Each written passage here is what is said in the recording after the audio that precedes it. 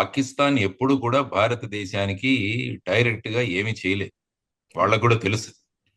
65 కావచ్చు, 71 కావచ్చు, కార్గిల్ కావచ్చు, ఈ 3 యుద్ధాల్లో వాళ్ళు తెలుసుకున్నారు. బంగ్లాదేశ్ రిలీజ్ అప్పుడు ఏ విధంగా వాళ్ళు నష్టపోయారో, 65లో జరిగిన యుద్ధం, తర్వాత కార్గిల్లో జరిగిన యుద్ధం, వీటన్నిటి కూడా వాళ్లకు అనుభవం ఉంది.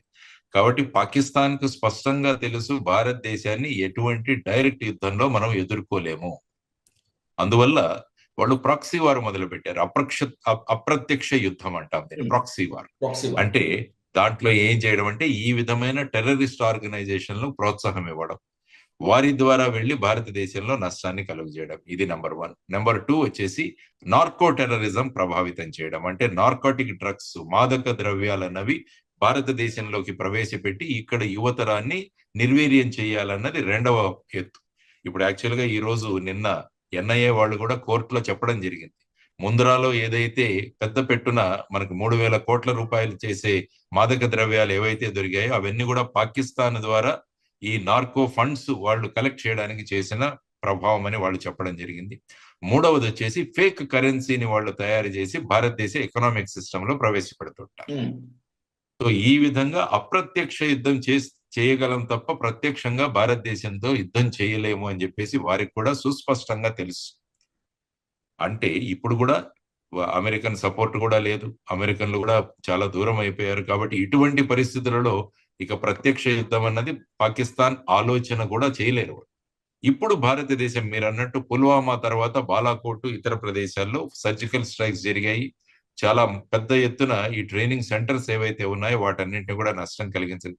జనరల్ గా ఎలా ఉంటుందంటే ఈ గెరిల్లా వార్ఫేర్ లో మన ఎదుటి వ్యక్తి బలంగా ఉన్నప్పుడు వీళ్ళంతా కూడా సర్దుకుంటారు, ఎక్కడికో వెళ్ళి దాక్కుంటారు. ఆ తర్వాత అదును చూసి ఎక్కడైనా ఏ విధమైన కాంప్లసెన్సీ వస్తుందా, ఏదైనా కొద్దిగా సెక్యూరిటీ ఫోర్సెస్ కొద్దిగా ఇప్పుడు ఏం జరగదు అన్న ధోరణి ఎప్పుడైనా వస్తుందా అని ఆ సమయం కోసం మీరు చూస్తుంటారు.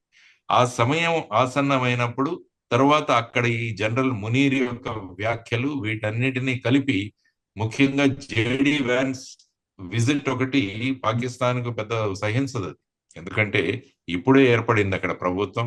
వెంటనే వైస్ ప్రెసిడెంట్ లాంటి వ్యక్తి ఇక్కడికి వచ్చి విజిట్ చేయడం, తర్వాత మా గురించి అసలు పట్టించుకోకపోవడం, ఇవన్నీ కూడా వాళ్ళ కంటకింపుగా తగిలి ఏదో ఒకటి మనం చేయాలన్న దృష్టిలో చేసిన సంఘటన. కాబట్టి ఎప్పుడు కూడా భారతదేశం యుద్ధం అన్నది కోరుకోదు. నేను చెప్పినట్టు భారతదేశం ఎప్పుడూ కూడా ఇతర భూభాగాలను ఆక్యుపై చేసుకోదు. కానీ ప్రస్తుతం వినిపిస్తున్నది ఏంటంటే భారతదేశం పాక్ ఆక్యుపైడ్ కాశ్మీర్ పిఓకే ఏదైతే ఉంటుందో దాని విలీనంతోనే అఖండ భారతం అవుతుంది అన్నది ఒక కాన్సెప్ట్ నడుస్తుంది.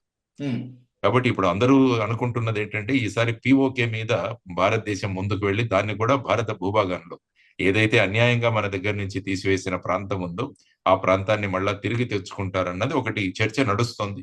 కాబట్టి వేచి చూద్దాం ఏ విధమైన చర్యలు తీసుకుంటారో.